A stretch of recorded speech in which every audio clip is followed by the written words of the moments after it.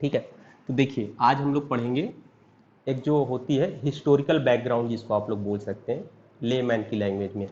ठीक है, बहुत डिटेल से तो नहीं पढ़ेंगे, बट कॉन्स्टिट्यूशन के हिसाब से पढ़ेंगे। जो इम्पोर्टेंट हिस्टोरिकल इवेंट हुए होंगे उसके बारे में हम लोग पढ़ेंगे। ठीक है, जो हिस्टोरिकल बैकग्राउंड है जिसके लाइट में कॉन्स्टिट्यूशन आया है, जो कि इम्पोर्टेंट इवेंट है कॉन्स्टिट्यूशन तक पहुंचने के लिए इंडिया को। हमारे पास अपना कॉन्स्टिट्यूशन है, वहाँ तक आने में जो जो चीज़ें हुई हैं उसके बारे में थोड़ा सा हम जानेंगे। ठीक है, बात समझ गए। जो एक कॉन्स्टिट्यूशन होता है, किसी भी कंट्री का कॉन्स्टिट्यूशन हो, किसी भी कंट्री का कॉन्स्टिट्यूशन हो,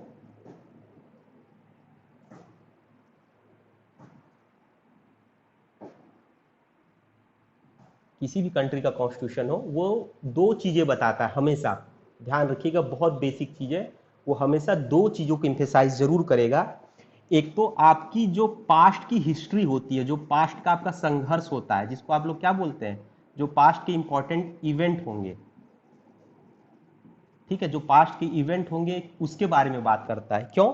क्योंकि कॉन्स्टिट्यूशन में एक पूरा पार्ट होता है, जैसे हमारे केस में पार्ट थर्ड है। कौन सा पार्ट है? पार्ट थर्ड है, जो कि राइट्स की बात करता है, फंडामेंटल राइट्स की बात करता है। अब उस राइट के लिए हमने बहुत लड़ाई की है। ठीक है, रिवोल्यूशन किया हमने, अंग्रेजों का विद्रोह किया, अपने राजाओं से भी लड़े होंगे। या अगर आप वहाँ चले जाइए इंग्लैंड वगैरह में देखिए, तो उनमें जो 1600 वगैरह में जो चार्टर आए, बिल ऑफ राइट्स वगैरह आई, वो सब अपने किंग से लड़े, किंग जॉन से लड़ाई की वो लोग, फिर उन्होंने जाके रिकॉग्नाइज किया। तो इसीलिए कॉन्स्टिट्यूशन में जो राइट वाला पार्ट होता है ना, जिसको आप अधिकार बोलते हैं, वो हमेशा हिस्ट्री को बताता है कि हिस्ट्री में कभी ना कभी संघर्ष हुआ होगा, इसलिए आपको ये राइट आज यहाँ पे मिले हुए हैं। ठीक है, दूसरी चीज क्या बताती है कॉन्स्टिट्यूशन? फ्यूचर बताता है आपकी कंट्री का, फ्यूचर को डिनोट करता है। वो दिखाता है कि फ्यूचर में आपकी कंट्री कैसी होगी, क्योंकि आपके कंट्री को किसके हिसाब से चलना है फ्यूचर में? ये जो कॉन्स्टिट्यूशन आपने अडॉप्ट किया है उसके हिसाब से चलना है। बात समझ गए कि नहीं? बात समझ गए। दो चीजें होती हैं मेनली जो कॉन्स्टिट्यूशन आपको दिखाता है। Show articles, section, sub section, clause सब भूल जाइए। ठीक है, सेक्शन कॉन्स्टिट्यूशन में नहीं होता है, बट ऐसे निकल गया मुझसे फ्लो में। ठीक है, देखिए कॉन्स्टिट्यूशन, कॉन्स्टिट्यूशन में क्या बोलते हैं इसको, दो चीजें हमेशा शो करती है। एक तो आपका पास्ट की जो भी आपने रिवोल्यूशनरी इवेंट हुए होंगे, जो भी आपने संघर्ष किया है, वो दिखता है। वो कैसे दिखता है? वो राइट के फॉर्म में दिखता है। जो आपका फंडामेंटल राइट है वो दिखाता है कि आपने संघर्ष किया है, तब जाके आज आपको ये राइट मिले हुए हैं। दूसरी चीज क्या है? आपका फ्यूचर दिखाता है। आपका मतलब आपके कंट्री का फ्यूचर दिखाता है, क्योंकि आपका कॉन्स्टिट्यूशन जितना अच्छा होगा, आपकी कंट्री फ्यूचर में उतनी इनलाइटेंट होगी, उतनी ब्राइट होगी, उतने अच्छे से आप लोग रहेंगे। बात समझ गए यहाँ तक? आगे बढ़े थोड़ा सा। ठीक है, अब ये जो हिस्टोरिकल बैकग्राउंड है इंडियन कॉन्स्टिट्यूशन का, इसको हटा दे रहे हैं हम। आप लोग साथ में लिखते चलिएगा, नोट्स जरूर बनाइएगा। ठीक है, ये जो हिस्टोरिकल बैकग्राउंड है इंडियन कॉन्स्टिट्यूशन का, ये 5 पार्ट में डिवाइड किया जा सकता है। कितने पार्ट में? 5 पार्ट में। 1, 2, 3, 4 एंड 5। इसको आप 5 पार्ट में डिवाइड कर सकते हैं। अब वो 5 पार्ट कौन कौन से हैं? पहला तो आपका है 1600 से लेकर के 1765 तक, 1765 तक, 1765 तक, जिसको आप बोलते हैं the coming of British, the coming of British, British का आगमन जिसको बोलते हैं। ठीक है, इसको मैं शॉर्ट में लिख दे रहा हूं, द कमिंग ऑफ ब्रिटिश। ठीक है, क्योंकि ब्रिटिश के आने से पहले हमारे पास संविधान नहीं था। हम अपने वैदिक ग्रंथों से गवर्न होते थे, मनुस्मृतियों से गवर्न, मनुस्मृति थी जो मेन एक समय लॉ हुआ करती थी, और भी स्मृतियां थी, उन सब से हम गवर्न होते थे। बट जो संविधान एक है, एक जो कोड ऑफ कंडक्ट हमने फाइनली अडॉप्ट किया है, वो ब्रिटिशर्स के आने के बाद ही डेवलप हुआ है। हमारा कोड उनसे खराब नहीं था, बट बीच में जो कैओस हुए थे, उन सबको सही करने के लिए इसकी एक जरूरत थी हमें, ठीक है। दूसरा जो है वो शुरू होता है 1765 टू 1858। कहां से कहां तक? 1765 टू 1858, ठीक है। इसको क्या बोलते हैं? Beginning of British rule. Beginning of, ये कमिंग ऑफ है, ध्यान रखिएगा। दूसरा है बिगिनिंग ऑफ ब्रिटिश रूल, दूसरा वाला है beginning of British rule. British rule की शुरुआत भारत में कैसे हुई, ठीक है। अब आपका तीसरा है 1858 टू 1919, ठीक है, 1919 जिसको बोलते हैं। 1858 टू 1919 मतलब 1919। ये था एंड ऑफ कंपनी रूल। इस पूरे फेज में हम देखेंगे कि किस तरह से कंपनी की मोनोपोली हमारे यहां से खत्म हुई और धीरे धीरे क्राउन के बाद सेल्फ गवर्नमेंट की तरफ, सेल्फ गवर्नेंस की तरफ हम कैसे कैसे बढ़े। तो इसको लिखिएगा, इसकी हेडिंग डाल दीजिएगा, एंड ऑफ कंपनी रूल, ठीक है। सबको समझ आ रहा है? आवाज क्लियर जा रही है? कोई ऐसा है जिसको आवाज नहीं जा रही हो? आवाज जा रही सब लोगों को? आवाज जा रही है? ठीक है, साइलेंस अमाउंट टू एक्सेप्टेंस, ठीक है। मैं मान के चल रहा हूं कि आवाज आप लोगों को जा रही है, ठीक है। अब जो बात है वापस से आ जाते हैं। जो हमारा फोर्थ फेज होगा ये कहां से कहां तक होगा? 1919 टू 1947 तक, ठीक है। इसको क्या बोलेंगे आप? Introduction of self government. क्या बोलेंगे? Introduction of self government, introduction of self government. और जो हमारा लास्ट वाला होगा 1947 टू 1950, 1947 टू 1950, जिसको आप क्या बोलेंगे? The framing of new constitution. क्या बोलेंगे? The framing of new constitution. बात समझ गए? समझे कि नहीं आप लोग? ठीक है। अब देखिए, अब हम चीजों को शॉर्ट में बताते चलेंगे। शुरू से इसमें जो इंपॉर्टेंट इवेंट होगा उसके बारे में बताएंगे, इसके बारे में बताएंगे, इसके चारों फेज के बारे में इंपॉर्टेंट इवेंट को बस बताएंगे सब। सपोज फॉर एग्जांपल एकदम बुलेट पॉइंट, ठीक है। अगर आपको डिटेल में इस चीज को पढ़ना है तो जे.एन. पांडे की बुक में ये बहुत अच्छे से दिया हुआ है, आप लोग वहां से पढ़ सकते हैं, ठीक है। थोड़ा आपको इंटरेस्टिंग भी लगेगा, बट यहां हम वही पढ़ेंगे जो जे के एग्जाम में आता है। क्योंकि एग्जाम अगर आपको निकालना है तो आपको पिन पॉइंटेड रहना पड़ेगा। अगर बहुत ज्यादा पढ़ेंगे तो मेरी तरह टीचर बन जाएंगे, ठीक है। टीचर अभी मत बनिएगा, एक दो अटेम्प्ट दे लीजिए, सब लोग हो जाएगा सबका। अगर नहीं होता है तो फिर पीएचडी करिएगा मेरी तरह ही, अच्छा लगेगा आप लोगों को भी, शांति बहुत है इस फील्ड में, ठीक है। ठीक है, चलिए।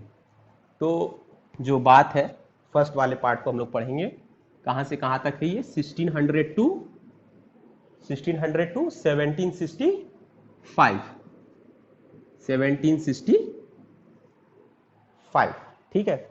जिसको आप लोग क्या बोलते हैं? दी कमिंग ऑफ दी ब्रिटिश। देखिए, ब्रिटिशर्स जो थे सभी लोग को पता है कब आए थे इंडिया में? 1600 में।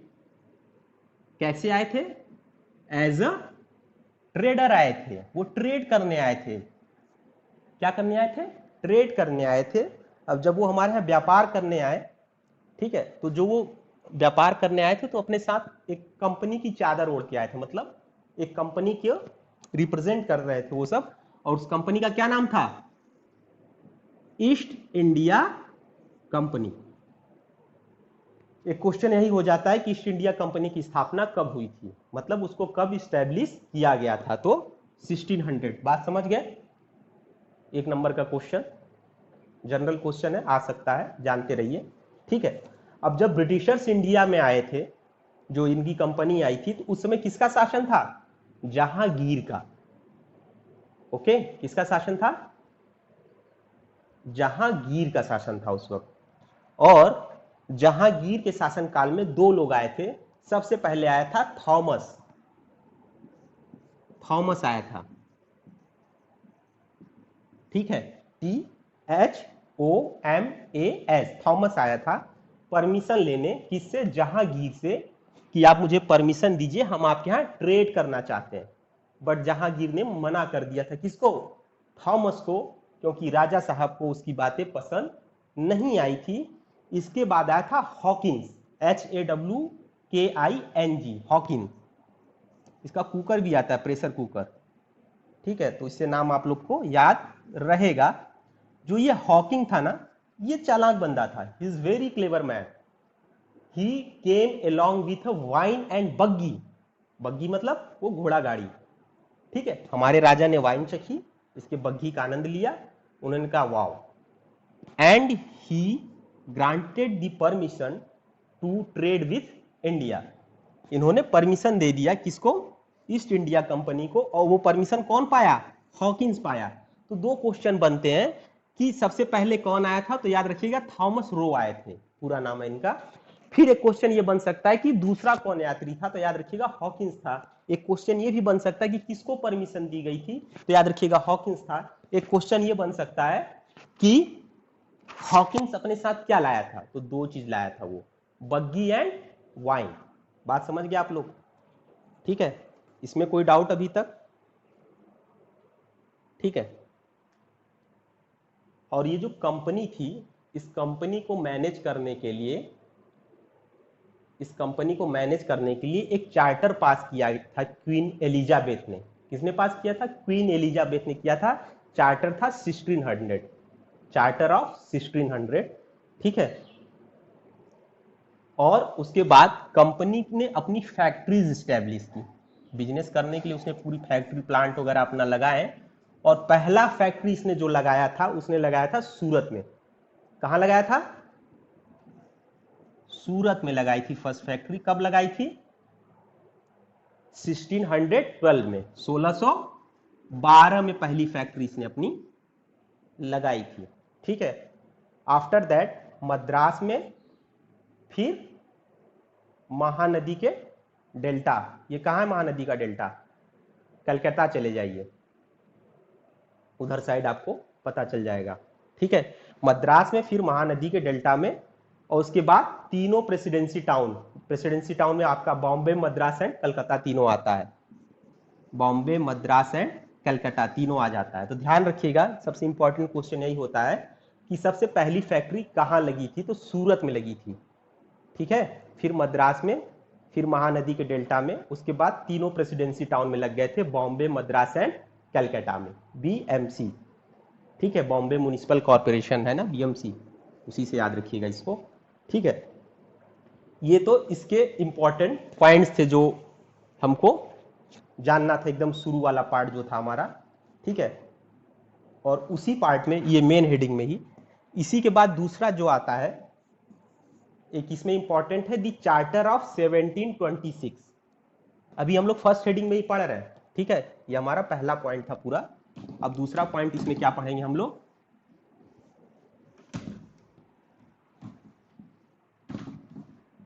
दूसरा पॉइंट इसमें हम लोग पढ़ेंगे दी चार्टर ऑफ 1726, ठीक है।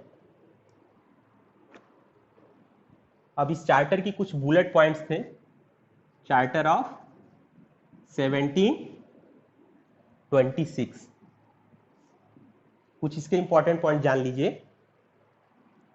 इसने पावर दिया था, इस चार्टर से पावर मिली थी governor and council of presidency town. जो आपके प्रेसिडेंसी टाउन थे ना, BMC, इनके जो गवर्नर और काउंसिल थे, उनको पावर मिली थी लॉ बनाने की, उन्हें रेगुलेट करने की, और ऑर्डिनेंस को लाने की। किस लिए? कंपनी को गवर्न करने के लिए, टू गवर्न दी कंपनी। बात समझ रहे हैं? किससे पावर मिली थी? इस चार्टर से पावर मिली थी कि जो इस प्रेसिडेंसी टाउन के आपके जो भी गवर्नर और काउंसिल ऑफ प्रेसिडेंसी टाउन होंगे, गवर्नर, एक मिनट रुक जाइए, governor and council of presidency town के जो मेंबर होंगे उनको पावर मिलेगी लॉ बनाने की, रेगुलेशन या ऑर्डिनेंस लाने की। किस पर्पस के लिए? Good governance of company, company के अच्छे गवर्नेंस के लिए। दूसरी सबसे इंपॉर्टेंट इवेंट जो हुई थी इस चार्टर से, जो कि अक्सर पूछा जाता है, ठीक है, याद रखिएगा, सबसे इंपॉर्टेंट थी वो बात, वो है मेयर्स कोर्ट का इस्टेब्लिशमेंट। किसका इस्टेब्लिशमेंट? Mayor courts. अब ये सब आप लोग डिटेल से पढ़ेंगे, खुद से जानने की कोशिश करिए कि मेयर कोर्ट कैसे काम करती थी, क्या थी, कौन थी, ये आप पढ़ लीजिएगा। क्योंकि मान लीजिए लॉ में तो नहीं पूछेगा इतना डिटेल से, मगर जब आप हिस्ट्री वाला पार्ट पढ़ेंगे ना, यूपी जुडिशरी में हिस्ट्री अच्छे से पूछी जाती है तो वहां पूछ सकता है, तो उसको ध्यान रखना है आप लोगों को, तो ध्यान रखिएगा। सेकेंड पॉइंट जो इंपॉर्टेंट पॉइंट था इस चार्टर का, वो ये था कि मेयर्स कोर्ट इस्टेब्लिश कहां कहां हुई थी? बॉम्बे, मद्रास एंड कलकत्ता में। समझ गए? प्रेसिडेंसी टाउन आप लोग जिसको बोलते हैं, बॉम्बे, मद्रास एंड कलकत्ता में। ठीक है, कोई डाउट अभी तक? यहां तक किसी को अभी यहां तक कोई डाउट?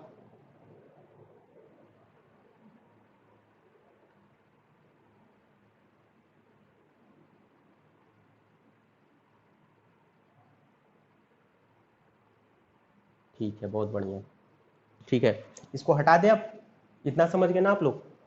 ठीक है, इसको हटा देते हैं।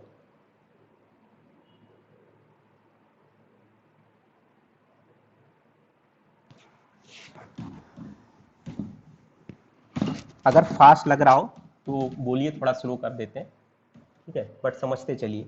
ठीक है, इसके बाद जो हुई थी, अब देखिए इतना कुछ तो हो गया था, मगर अभी भी जो कंपनी थी वो हमारे यहाँ रूल नहीं कर पाई थी।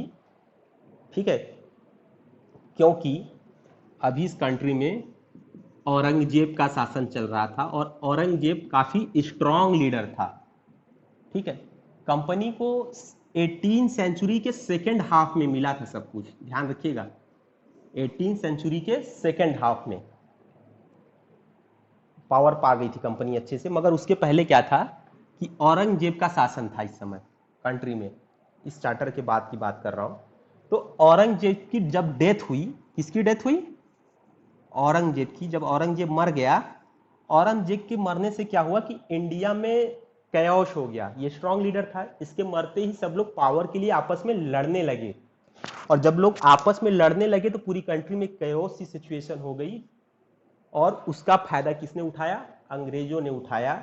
और इसमें सबसे बड़ा इवेंट होता है आपका 1757, 1757 का प्लासी का वार। ठीक है, किसके बीच लड़ा गया था ये? सिराजुद्दौला और अंग्रेजों के बीच लड़ा गया था ये 1757 का वार, कंपनी जो थी। अब यहां से फाउंडेशन पड़ना शुरू हुआ। अब सिराजुद्दौला के बारे में एक चीज जान लीजिए, ये बहुत ही आलसी किस्म के व्यक्ति थे। कई राइटर्स हैं, उन्होंने यहां तक लिखा है कि सिराजुद्दौला जब अटैक हुआ था तो ये भागे नहीं, आग लगी थी इनकी छावनी में, ये भागे नहीं, ये बैठे हुए थे कि कोई आके इन्हें इनका जूता पहनाएगा तब ये भागेंगे। राजा थे ना, वेट कर रहे थे। ठीक है, तो सिराजुद्दौला को कंपनी ने हराया। और उसके बाद 1765 में, 1765 में शाह आलम, शाह आलम, ध्यान रखिएगा, शाह आलम का नाम याद रखिएगा। इन्होंने क्या दिया कि कंपनी को दीवानी मामलों की भी पावर दे दी। दीवानी मामले मतलब सिविल एडमिनिस्ट्रेशन। सिविल एडमिनिस्ट्रेशन में क्या आता था? टैक्स वैक्स कलेक्ट करना, रेवेन्यू जनरेट करना, ये सब समझौते के तहत इन्होंने पावर किसको दे दी? कंपनी को दे दी। अब यहां से कंपनी के हाथ में क्या लग गया? सोने का बटेर। अब कंपनी को फायदा होने लगा और वो अब इंडिया में अपनी जड़ें मजबूत करना शुरू कर दी। इसके बाद से ये हमारा अब ये फर्स्ट फेज यहां पे एंड हो जाता है। बात समझ गए? फर्स्ट फेज क्या हो जाता है? एंड हो जाता है हमारा फर्स्ट फेज। ओके, इसको हटा दे।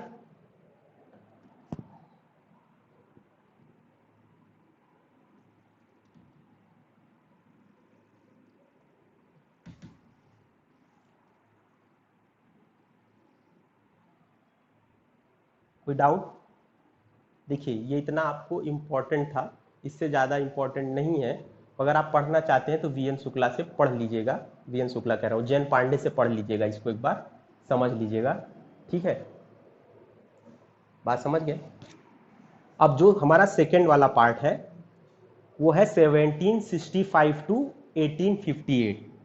1765 टू 1858, वही पहली क्रांति के बाद की बात तक की, 1858 तक की बात है ये।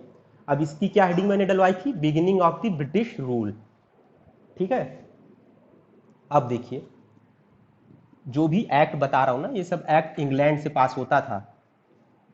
ठीक है, वहां की क्राउन पास करती थी और वो इन्फोर्स इंडिया में होता था। वो अपनी कंपनी को अथोराइज करती थी, पावर कर देती थी। ठीक है, अब इसके दौरान अब हम सेकेंड पीरियड पढ़ रहे हैं, beginning of the British rule. कैसे ब्रिटिश रूल की जड़ें भारत में मजबूत हुई, तो उसमें जो सबसे पहला और इंपॉर्टेंट इवेंट आता है वो इवेंट है रेगुलेटिंग एक्ट ऑफ 1773। कौन सा एक्ट? Regulating act of 1773। अब इस एक्ट में देखिए, ध्यान रखिए, जो इंपॉर्टेंट चीजें हैं ध्यान रखिएगा। इस एक्ट ने क्या किया? ब्रिटिशर्स को रियल मास्टर बना दिया, मतलब ईस्ट इंडिया कंपनी को रियल मास्टर बना दिया। कहां का? बंगाल, बिहार एंड उड़ीसा का। कैसे रियल मास्टर बना दिया? इस एक्ट की वजह से, इस रेगुलेटिंग एक्ट ने ईस्ट इंडिया कंपनी को पावर दे दी। कौन सी पावर दे दी? जो पावर शाह आलम ने ग्रांट की थी सिर्फ बंगाल के लिए, वही पावर इस एक्ट ने किसको दे दी? इस कंपनी को दे दी कि अब आप कहां से? बंगाल, बिहार और उड़ीसा से के सारे दीवानी मामले अब आप डील करेंगे। दीवानी मामले मतलब सिविल मैटर। अब सिविल मैटर में समझ लीजिए कि रेवेन्यू जितने भी जनरेट होते थे, चाहे टैक्स हो या कोई अलग से लगा देते थे, जमीन वमीन का टैक्स लगा देते थे, हाउस टैक्स लगा देते थे, वाटर टैक्स, ये सब सारी चीजें अब कौन लेगा? अब बंगाल, बिहार, उड़ीसा से कौन कलेक्ट करेगा? कंपनी कलेक्ट करेगी। ठीक है, अब यहां से इनको और पैसे मिलने लगेंगे। और इसी के साथ दूसरा हुआ था, दूसरा इंपॉर्टेंट इवेंट जो था वो था गवर्नर जनरल का अपॉइंटमेंट। जो प्रेसिडेंसी टाउन थी, प्रेसिडेंसी टाउन कौन कौन सी थी? BMC, Bombay, Madras and Calcutta. अब इस प्रेसिडेंसी टाउन के लिए गवर्नर का अपॉइंटमेंट हुआ था।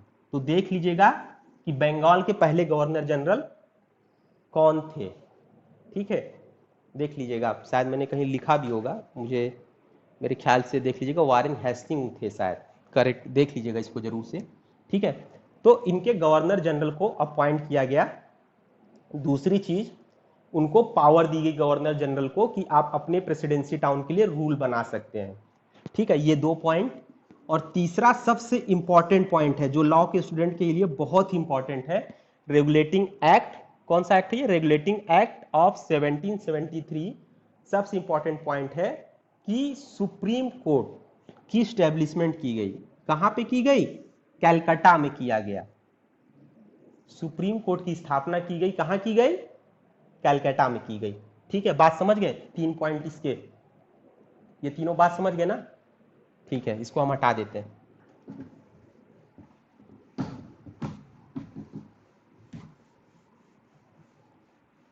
इस सब चीजों को आप डिटेल से पढ़ेंगे। अगर मैं 1 घंटा पढ़ा रहा हूं तो आपको इसको फिर से पढ़ने में 3 घंटा लगना चाहिए, ध्यान रखिएगा। क्योंकि इसमें कई ऐसे वर्ड होंगे जिसका मतलब आपको हो सकता है न पता हो, तो उस वर्ड के मतलब भी जानने की कोशिश करिएगा।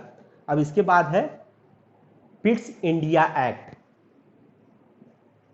अभी हमारा सेकेंड वाला जो था उसी में चल रहा है, उसी में ये दूसरा वाला हम लोग पढ़ेंगे, द पिट्स इंडिया एक्ट।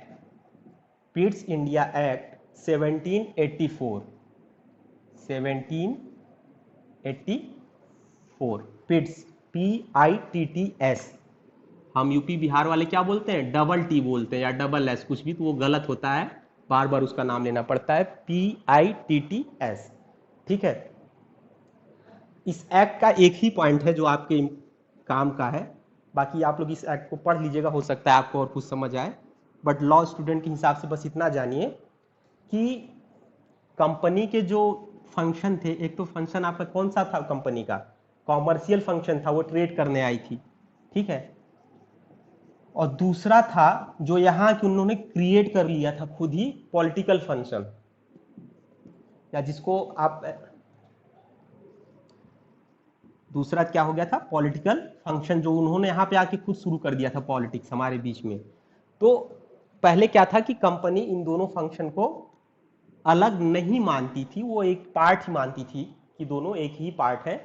मगर इस एक्ट से इन दोनों के बीच में बाइफर्केशन किया गया, डिवीजन किया गया, और बताया गया कि ये कॉमर्शियल फंक्शन है, ये पॉलिटिकल फंक्शन है, और उसके लिए अलग अलग बॉडीज बना दी गई। बात समझ गए आप लोग? ठीक है, पिट्स इंडिया एक्ट। ठीक है, इसके बाद जो है सबसे इंपॉर्टेंट चार्टर है, आवाज चली गई थी, कुछ छूटा तो नहीं है यहाँ मैम? रिपीट करें, कहां से रिपीट करें? सुप्रीम कोर्ट की स्टैब्लिशमेंट कहाँ चली गई? इस वाले चार्टर में पढ़ाए थे आपको हम, ये regulating act of 1773, regulating act of 1773 जो थी, इसी के थ्रू ही सुप्रीम कोर्ट की स्टैब्लिशमेंट हुई थी कैलकाटा में। ठीक है, हाँ, और कुछ तो नहीं छूटा? ठीक है, पिट्स इंडिया एक्ट फिर से बता दें, ओके रिपीट कर दे रहे हैं इसको। ठीक है,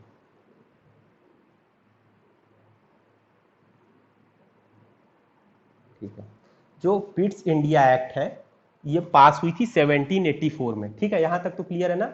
अब देखिए, जो कंपनी जो ये थी, कौन सी कंपनी थी? ईस्ट इंडिया कंपनी थी। ठीक है, इसका मेन फंक्शन क्या था? ट्रेड करना। तो इस कंपनी का मेन दो फंक्शन होते थे, एक ही फंक्शन था शुरू में, एक कॉमर्शियल फंक्शन, कॉमर्स, कॉमर्स से कॉमर्शियल। ठीक है, ठीक है, तो कंपनी का मेन, सॉरी, कंपनी का मेन फंक्शन था कॉमर्शियल फंक्शन, बट एक और फंक्शन यहाँ क्रिएट हो गया, पॉलिटिकल फंक्शन। वो अब यहाँ आए, यहाँ के पॉलिटिक्स में इन्वॉल्व हुए, तो कंपनी को बिजनेस के साथ साथ पॉलिटिक्स भी देखना शुरू कर दिया, यहाँ के लोकल पॉलिटिक्स को।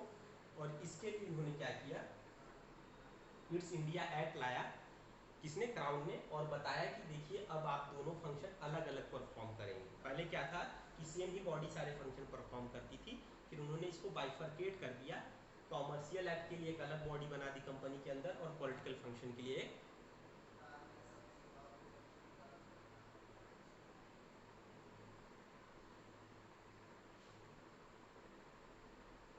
वॉइस चेक करिएगा, जिनको वॉइस क्लियर नहीं जा रही है एग्जिट करके फिर से रीज्वाइन करिएगा, वॉइस क्लियर हो जाएगी।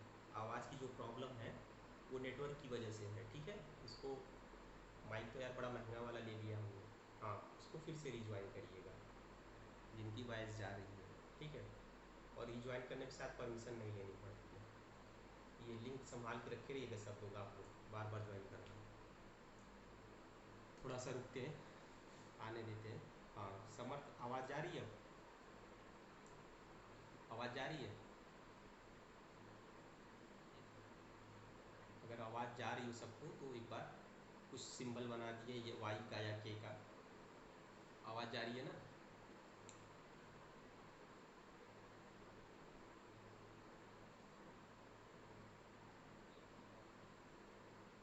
ठीक है, समर्थ आवाज़ जा रही है?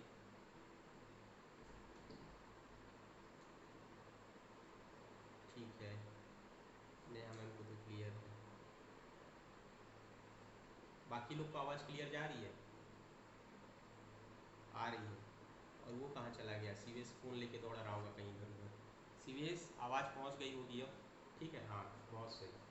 तो देखिए, फिट्स इंडिया एक्ट 1784 का पर्पज़ ये था, कंपनी के कॉमर्शियल और पॉलिटिकल फंक्शन को अलग करना। तो इसलिए इसने इन दोनों को अलग अलग कर दिया, ताकि ट्रेड भी अच्छे से कर सकें और हमारे यहाँ राजनीति भी अच्छे से कर सकें। ठीक है, यही पिट्स इंडिया एक्ट था। अब इसको आप डिटेल में और पढ़ लीजिएगा, मगर इतना जानते रहिए, कोई पूछे तो कम से कम बता दीजिएगा, क्योंकि लॉ में यही पूछेगा। पिन पॉइंटेड रहिए, सिलेक्शन लेने के लिए हमेशा आपको फोकस्ड होना पड़ेगा। अगर आप फोकस्ड नहीं रहेंगे तो पढ़ने के लिए इतना मटेरियल है कि आप पढ़ते ही रह जाएंगे, नहीं निकलेगा।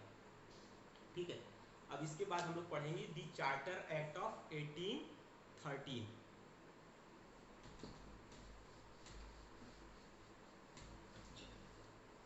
इसी में सेकेंड वाले में अपने उसमें हिस्टोरिकल बैकग्राउंड हम लोग पढ़ेंगे दी चार्टर एक्ट,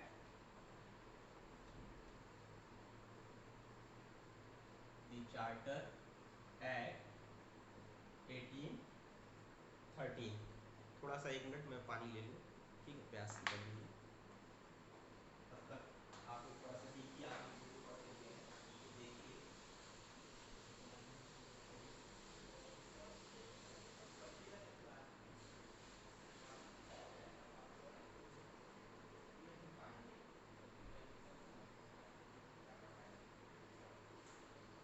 डायरेक्ट जल्दी पढ़िएगा, सुबह, उसके अलावा नोट्स जो बनाए हैं पुराने सब्जेक्ट के जो पढ़ चुके हैं उसको पढ़िएगा।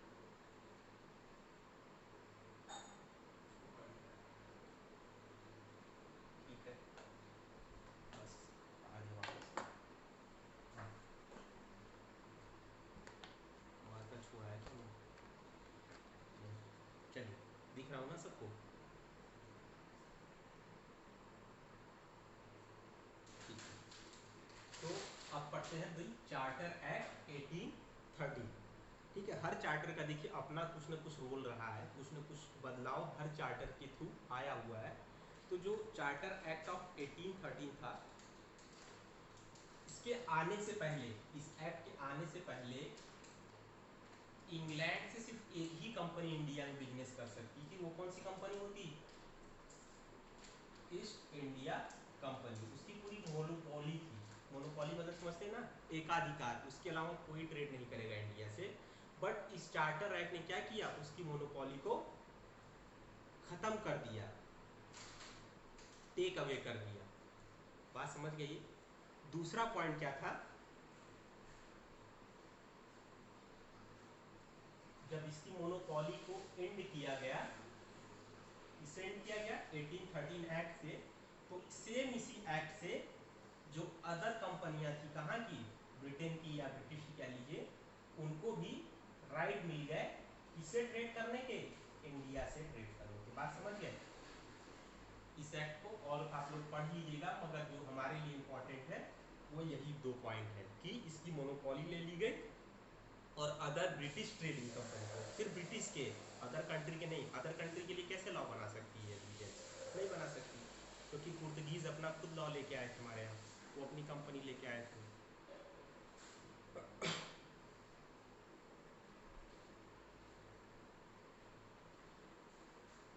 ठीक है, आने दीजिए, नेहा मैम को ज्वाइन कर लेने दीजिए। ये थोड़ा ऑनलाइन में बीच बीच में दिक्कत होगी, समझ लीजिए कि हम लोग बात ही कर रहे हैं। ठीक है, हाँ मैम आ गई हैं, फिर से ज्वाइन कर लिए, तो फिर से इसको बताते हैं एक बार। तो चार्टर एक्ट 1813 था, इसने क्या किया था, इसने ईस्ट इंडिया कंपनी की मोनोपोली, ट्रेडिंग मोनोपोली खत्म कर दी थी। इसके पहले क्या था कि सिर्फ ईस्ट इंडिया कंपनी ही भारत से व्यापार कर सकती थी। ईस्ट इंडिया कंपनी कहाँ की? ब्रिटेन की। ब्रिटेन की और कोई कंपनी इंडिया से ट्रेड नहीं कर सकती थी। इसको इसने एंड करके अदर जो कंपनियां थी उनको भी परमिशन दी इंडिया से ट्रेड करने की। ये समझ गए ना इस वाले एक्ट का इंपॉर्टेंट पॉइंट? बाकी आप लोग खुद भी देखेंगे। ठीक है, इसके बाद है चार्टर एक्ट 1833। जो लोग आईपीसी पढ़े हैं मुझसे सामने से, उनको इस चार्टर के बारे में पता होगा। ठीक है, फिर भी हम यहाँ पे बताएंगे। Charter act 1833। ठीक है, चार्टर एक्ट 1833। अब देखिए, इस चार्टर में 3-4 पॉइंट बड़े अच्छे अच्छे हुए थे। पहली चीज क्या हुई थी, गवर्नर जनरल ऑफ इंडिया का अपॉइंटमेंट हुआ था। First governor general of India. इसके पहले क्या होता था, governor general of presidency town, मतलब बंगाल का गवर्नर जनरल, कोलकाता का गवर्नर जनरल, बंगाल कह रहा हूँ, सॉरी, कोलकाता बंगाल बातें की, बॉम्बे का गवर्नर जनरल, मद्रास का गवर्नर जनरल। ठीक है, बात समझे कि नहीं? भावनाओं को समझिएगा, बीच में स्लिप ऑफ टंग हो जाती है। ठीक है, first governor general of India, क्या नाम था उनका? Lord William Bentinck. उनकी अपॉइंटमेंट को किया गया था किससे? इस एक्ट से, 1833 के एक्ट से। ठीक है, उसके बाद दूसरा पॉइंट क्या था? इसी सेम एक्ट से जो बेंटिक साहब थे, या कह लीजिए गवर्नर जनरल ऑफ इंडिया को पावर दी गई थी। क्या पावर दी गई थी? कि पूरी इंडियन कंट्री के लिए वो लॉ बनाए। बात समझ गए कि नहीं? इंडियन कंट्री के लिए क्या करें? लॉ बना सकते थे। ठीक है, और तीसरी सबसे इंपॉर्टेंट चीज हुई थी first law commission. Third point ध्यान रखिएगा, first law commission of India की स्थापना की गई थी, स्टैब्लिशमेंट की गई थी फर्स्ट लॉ कमीशन की, जिसको कौन हेड कर रहा था? Lord Macaulay. This guy is a white guy but he totally acted in black manner.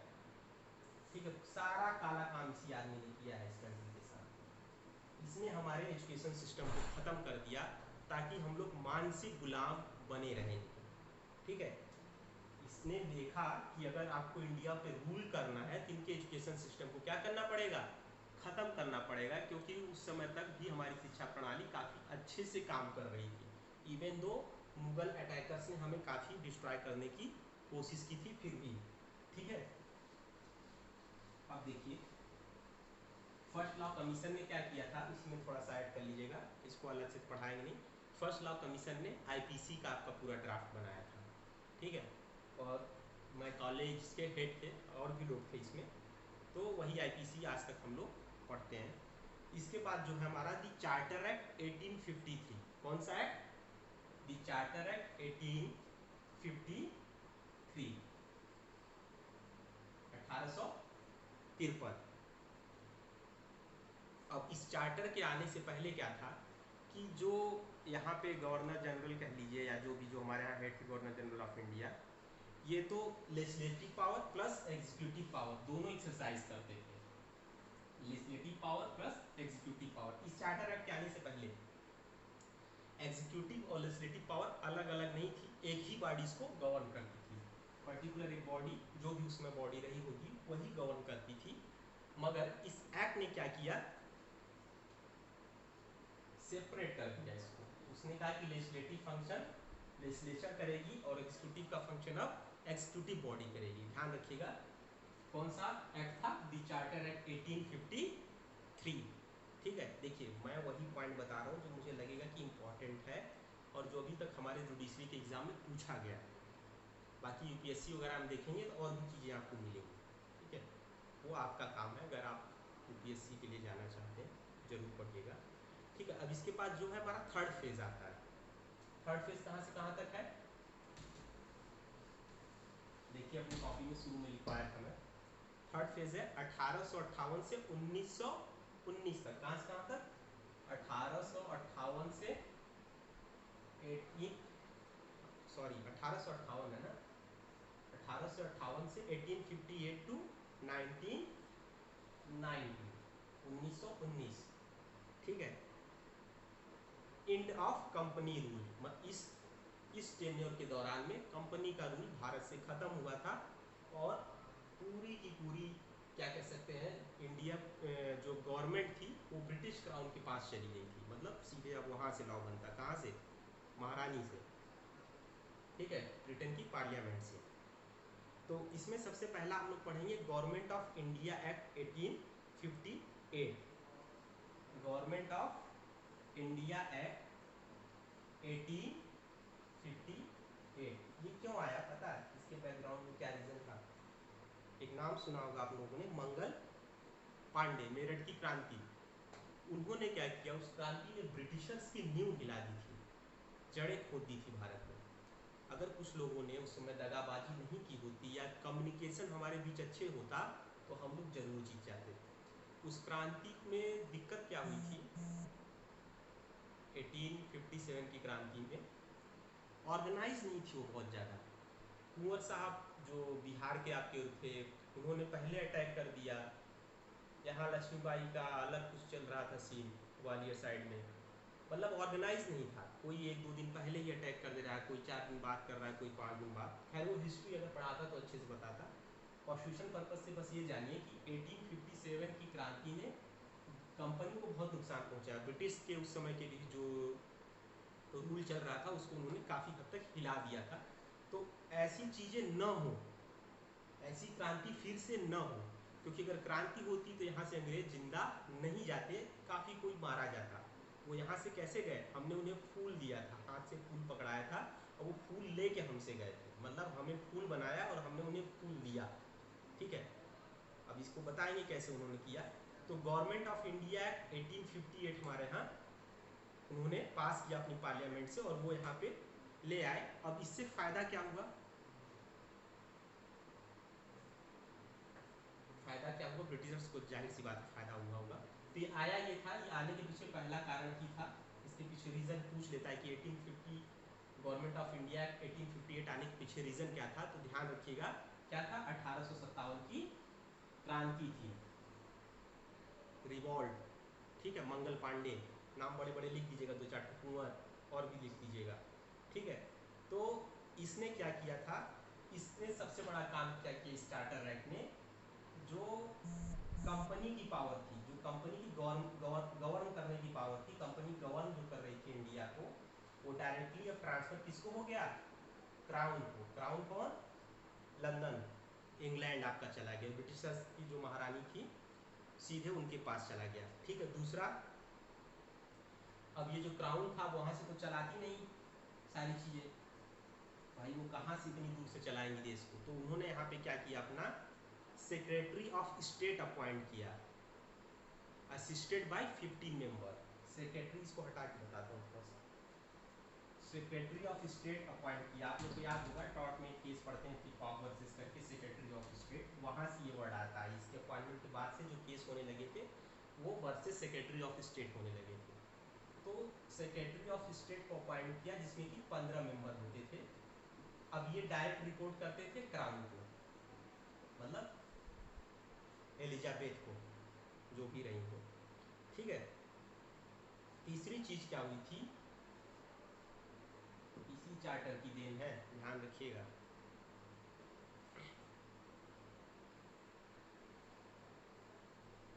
जो भी अब पावर एंड फंक्शन थे किससे रिलेटेड, गवर्नेंस से रिलेटेड, अब उसके लिए लॉज वगैरह कौन बनाना शुरू करता, क्राउन पास कराता उसको। बात समझ गए। ठीक है, पहले कौन था, गवर्नर जनरल ऑफ इंडिया के पास थी, वो भी यहाँ से हटा दिया गया। ठीक है, अब आ जाइए इसके बाद इंडियन काउंसिल एक्ट 1861, इसमें बस इतना ही हो जाएगा। अब इसके बाद है इंडियन काउंसिल एक्ट 1861।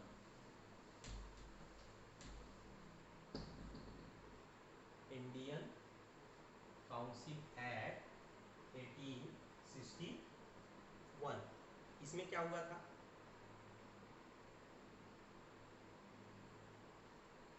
बताइए, कुछ आइडिया है। देखिए, इंडियन काउंसिल एक्ट इसलिए हमारे लिए इम्पोर्टेंट था क्योंकि इसके आने से पहले हमारे लिए लॉ कौन बनाता था, क्राउन बनाती थी। बट इस एक्ट ने हमारे जो यहाँ के लीडर थे उनको भी मौका दिया कि आप अपने यहाँ से चुनाव जीत के आइए और लेजिस्लेटिव फंक्शन में आप भी पार्टिसिपेट करिए, आप आके हमारे संसद में बैठ सकते हैं, कानून प्रक्रिया में पार्टिसिपेट कर सकते हैं। ठीक है, तो लेजिस्लेशन में हमें कब से मिलने लगा, रोल मिलने लगा, मतलब पार्टिसिपेशन का मौका कब से मिला, इस एक्ट के आने के बाद से। इसके पहले इंडियन से नहीं पूछा जाता था, आपके लिए लॉ बनाना है कोई मतलब नहीं, वो लॉ बना देते थे। तो इसका सबसे इम्पोर्टेंट काम यही था, जिसने यहाँ के नेटिव कह लीजिए या जो नेटिव लीडर थे उनको पावर दिया पार्टिसिपेट करने का लेजिस्लेटिव मैटर में, अगर वो इंडिया से रिलेटेड है तो। ठीक है, इसके बाद जो एक्ट आया था वो था Indian council act 1892। Indian council act 1892। 1892।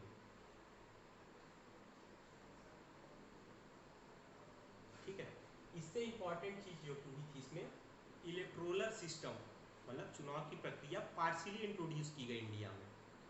Introduce the election system partially.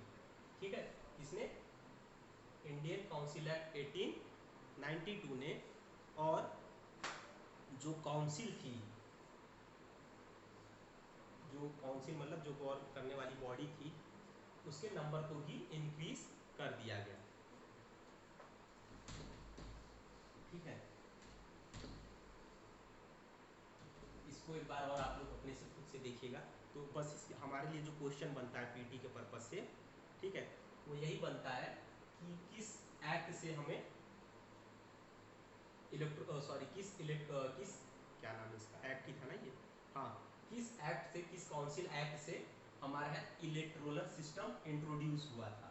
तो कौन सा एक्ट था वो, यही वाला एक्ट था।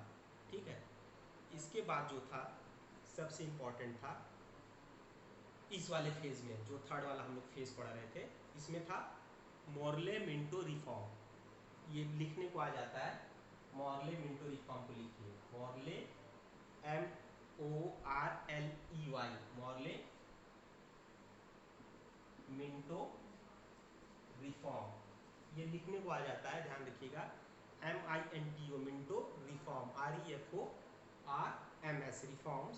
इसी को बोला जाता है द इंडियन काउंसिल एक्ट 1909। इसी को क्या बोला जाता है, the Indian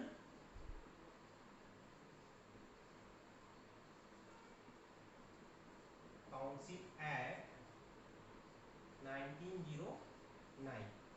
Morley Minto reform को ही बोला जाता है द इंडियन काउंसिल एक्ट 1909। तो एक क्वेश्चन यही बन जाता है कि इंडियन काउंसिल एक्ट को किस अदर नेम से जाना जाता है, या मॉर्ले मिंटो रिफॉर्म को किस नाम से जाना जाता है। ठीक है, अब ये क्या था, जो सेक्रेटरी थे आए थे इंडिया में, ठीक है, लॉर्ड, क्या नाम था इनका, Lord Morley and viceroy Lord Minto, दो लोग थे। एक सेक्रेटरी थे तुम्हारे Lord Morley, secretary of India थे ये लॉर्ड मॉर्ले, और दूसरे कौन थे, वायसराय थे इंडिया के, इनका नाम था मिंटो। तो इन्हीं दोनों के नाम को मिक्स करके बना था, इन्हीं दोनों के नामों को मिक्स करके बना था मॉर्ले मिंटो रिफॉर्म। इन्होंने कुछ रिफॉर्म सजेस्ट किए थे, जैसे उसमें कुछ रिफॉर्म में क्या था कि जो लेजिस्लेटिव काउंसिल थी, सेंट्रल, देखिए दो लेजिस्लेटिव काउंसिल उस समय लेजिस्लेटिव काउंसिल थी, एक तो थी सेंट्रल में, और दूसरी थी, क्या बोलते हैं इसको, कहाँ गया, ये देखिए खो गया हेडिंग। ठीक है, हाँ, जो प्रोविंशियल गवर्नमेंट हुआ करती थी उस समय। ठीक है, तो दो तरह की गवर्नमेंट, दो बॉडीज काम करती थी, सेंट्रल लेवल पे, प्रोविंशियल लेवल पे। तो इन लेजिस्लेटिव काउंसिल के नंबर्स को भी इंक्रीज करने का इन्होंने सजेशन दिया था। किसमें, मॉन्टे मिले रिफॉर्म में उन्होंने सजेशन दिया कि इनके नंबर को इंक्रीज कर दिया जाए, और गवर्नर जनरल की भी एक काउंसिल होती थी। जो गवर्नर जनरल ऑफ इंडिया थे, उनके जाने के बाद एक गवर्नर जनरल की काउंसिल बनाई गई थी पूरी, और उस काउंसिल के नंबर को भी इंक्रीज करने की बात हुई थी। उस काउंसिल के नंबर को बढ़ा के, पहले क्या थी 16 थी, उसको बढ़ा के कितना कर दिया गया था, 60 कर दिया गया था। ध्यान रखिएगा ये बात, 16 से 60 कर दी गई थी। क्वेश्चन पूछता है, ठीक है, कि 16 से कितनी कर दी गई थी, 16 से 60 की कर दी गई थी गवर्नर जनरल के काउंसिल के नंबर को। तो मेनली ऐसे समझिए, जो मॉर्ले मिंटो रिफॉर्म आया था, इन्होंने सिर्फ नंबर बढ़वाए थे हर जगह। ठीक है, और भी छोटी छोटी चीज़ें कही होंगी, तो वो लोग आप लोग देखेंगे उसको।